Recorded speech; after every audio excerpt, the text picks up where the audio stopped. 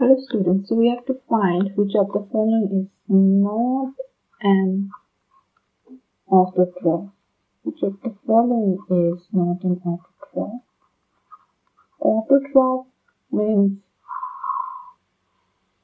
autotrophs mean they can synthesize